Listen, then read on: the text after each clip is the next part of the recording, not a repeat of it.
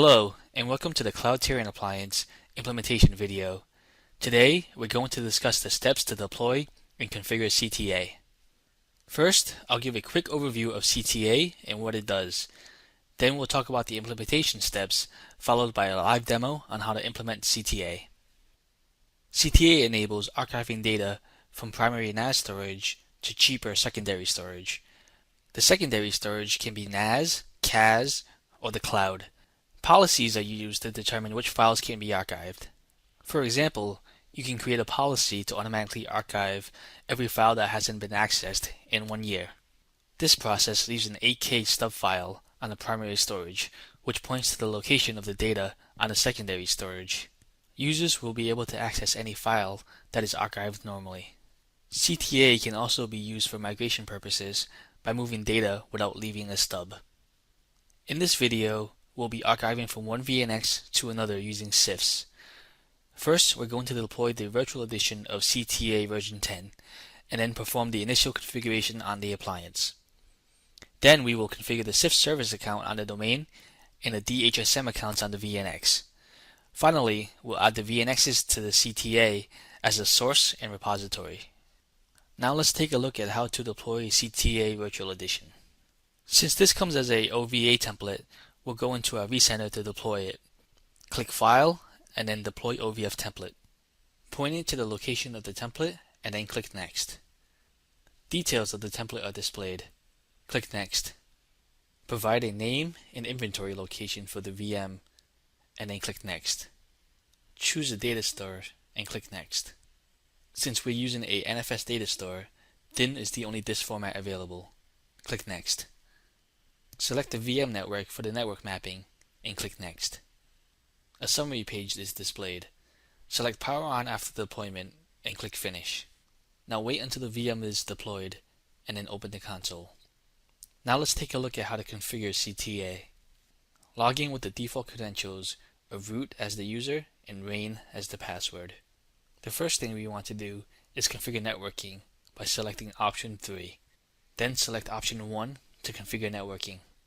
In this video, I already have my networking set up, but you can configure or edit it here. Press Escape to return to the previous menu. Press 2 to set up the hostname, domain, and DNS servers. When prompted to change this configuration, enter Y. Enter Y again when prompted to restart the encryption service. Then, enter in the hostname, domain, and DNS servers in your environment. When prompted to change the configuration, enter N this time, and the changes will be applied. Now enter 0 to return to the main menu. Enter 1 to configure the date and time. Enter 3 to set up NTP. Enter the details of your NTP server. When prompted to use this server and update now, enter Y for both, and the changes will be applied. If the time zone is incorrect, enter 2 to change it to the appropriate time zone. Now we are done with the CTA setup tool, so press 0 to return to the main menu and 0 again to exit. Since we're using CIFS to archive files, we need to configure a domain CTA service account. On your domain controller, open Active Directory, Users and Computers. Right-click on Users, New, User. Enter a name and logon name for your user, and then click Next. Enter a password for this user. Uncheck User must change password at next login. Check Password never expires, and then click Next. Click Finish and verify the user is displayed in the list. Now we need to add the user to the local administrator and backup operators group on the CIFS server.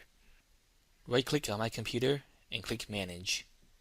Right-click on Computer Management and click Connect to another computer.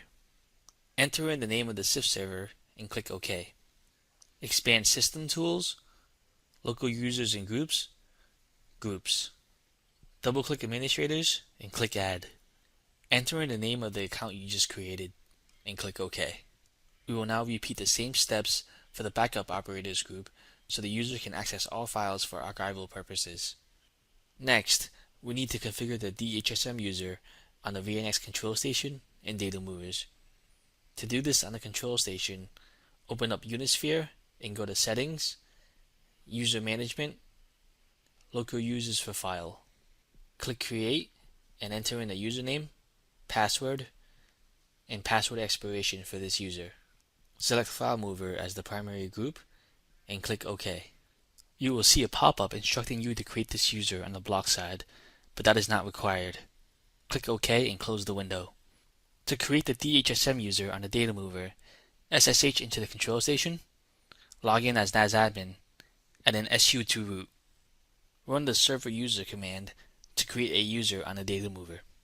Provide a unused user and group ID, leave home directory blank, and provide a password. Remember this password as you will need to enter it into CTA later. Then run the server HTTP command to start the DHSM service on the data mover. You will see active is set to true afterwards.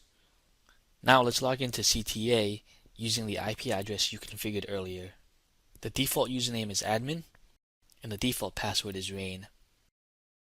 Go to Configuration, Fully Qualified Domain, and click Add. Enter in your fully qualified domain name, the IP address of your domain controller, and click Commit. Then go to Configuration, FileMover Settings. Enter the credentials of the account you created on the data mover, and click Commit. Click on File Server, and then click Add. Select VNX, and click OK. Enter in the name of the CIF server, and click Next. Click Update to resolve the IP address of the CIF server via DNS, and then click Add. Then enter in the IP address of the control station, and click Next. Enter in the credentials of the CTA service account you created earlier, and click Next.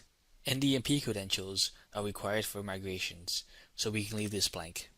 Since this is the source CIF server, select Yes and click Next.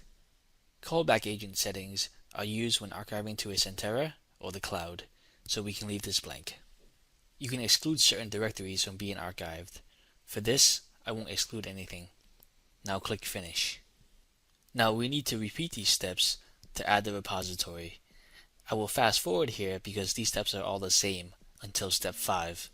When prompted if this is going to be the source, select No, and then click Finish. Now go to Configuration, NAS Repository, and then click Add. Select VNX, select the appropriate CIF server, browse to the appropriate share, and then click OK. Now you are ready to create policies and schedules to run archive jobs. For more information on CTA, please refer to the Cloud Tier and Appliance Getting Started Guide in the VNX with the Cloud Tier and Appliance whitepaper, available on the EMC Online Support. Thank you for watching the CTA implementation video. Please make sure to check out the second video in this series for more information on how to set up policies and schedules.